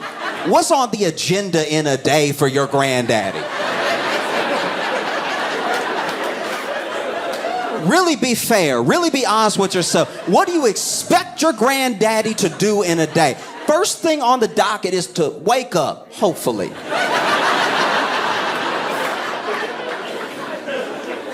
Second, have some jam. Tell some stories. Yeah, I mean, like...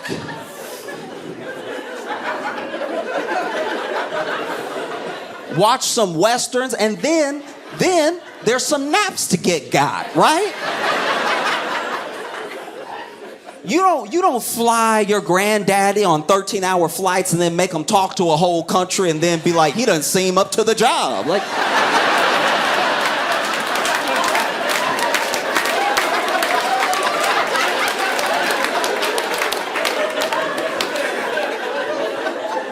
Because Biden was busy just being a granddaddy. Everyone loves to forget that. We went to Biden as a granddaddy, and we were like, hey, we need you to run. And then he was like, are you sure?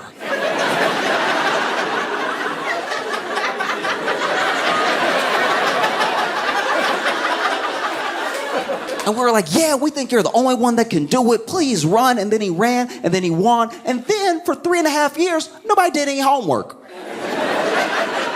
Nobody did any building up of any other candidates. Nobody did any real research into who was next up. So then, election time comes along. They're like, hey, we need you again. And he was like,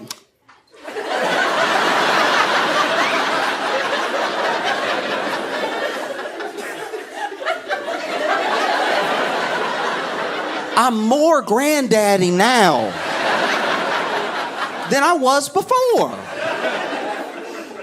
They were like, please, Joe, come on, Because that's one thing that I don't know. I look at it and I think that both we and history should remember Biden for doing an incredibly patriotic and courageous thing. That stepping aside is a big deal, right?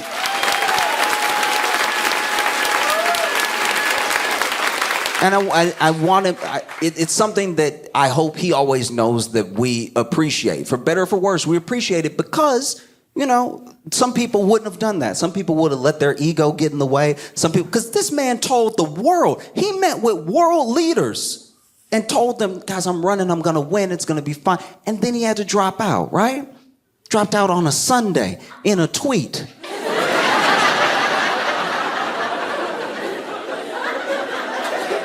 On a Sunday with a tweet with COVID. And I'm not gonna lie, maybe I'm not being fair and that's okay, but I was furious at Biden when he got COVID. How dare you get COVID the same week Trump got shot at? Trump got shot at, blood and stuff, and then Biden over here,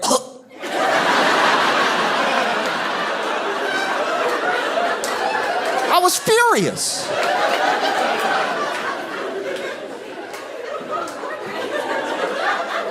But I really want us, and I think that it's something that I wish more leaders did because in a weird way it did feel for a second like they actually listened. Because we had been saying, we were like, guys, I don't feel great. And then something happened. That almost never happens. This is America.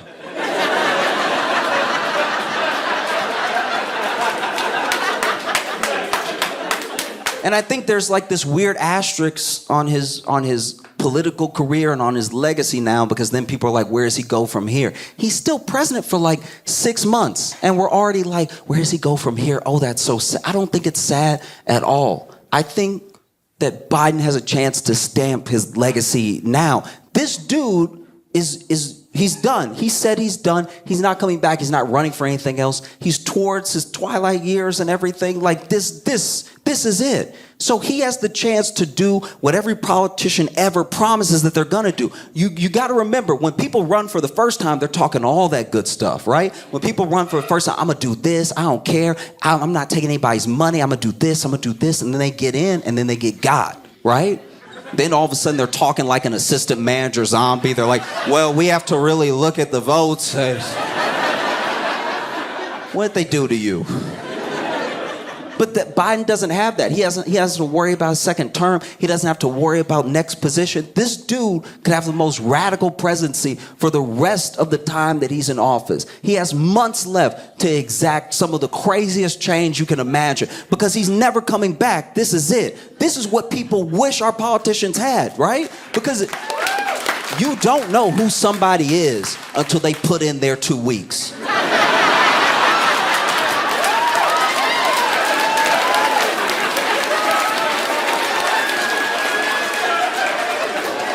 When somebody put those 2 weeks in and they're still professional and you're like, oh, okay, they really a good worker, right? Most people put those 2 weeks in and they're like, 2 weeks, these nuts.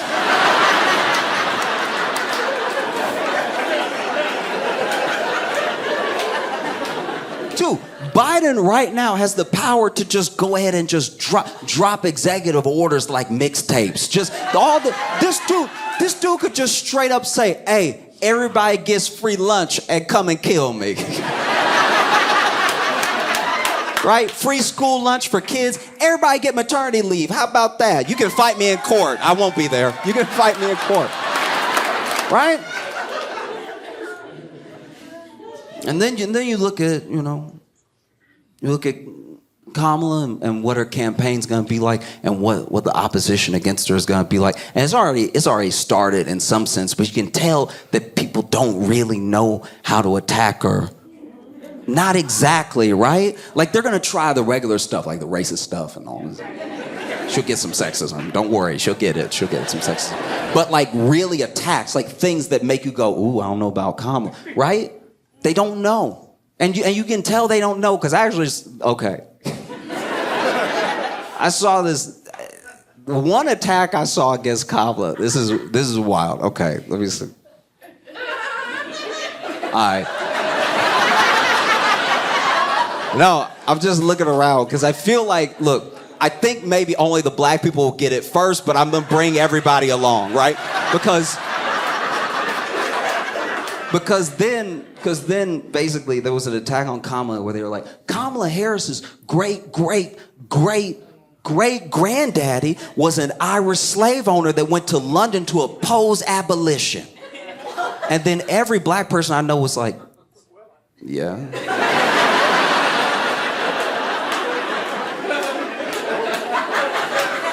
Sorta checks out. There's a reason it's her great-great-great-great-granddaddy and her great-great-great-great-grandma wasn't mentioned. And if you know, you know, right? That's what's so crazy to me, is that I'm not saying Kamala's the perfect candidate at all. And I, she said herself she's gonna have to earn and win your vote and everything, and she plans to do that. But I will say the last time somebody had to go back to the 1800s to attack a candidate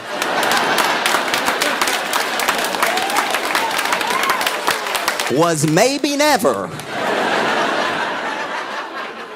That's so crazy. Her great.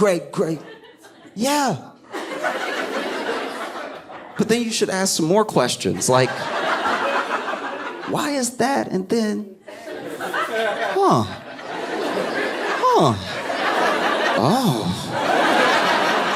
You know what I mean? Because the only people that caught it are the people who really understand slavery. And that's the thing that's so crazy, is that Republicans are trying so hard to attack Kamala, they may accidentally teach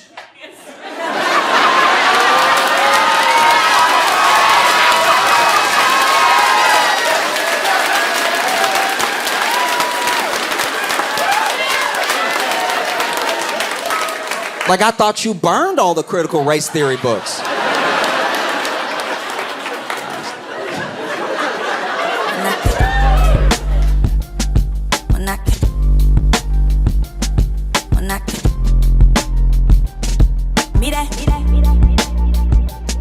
When I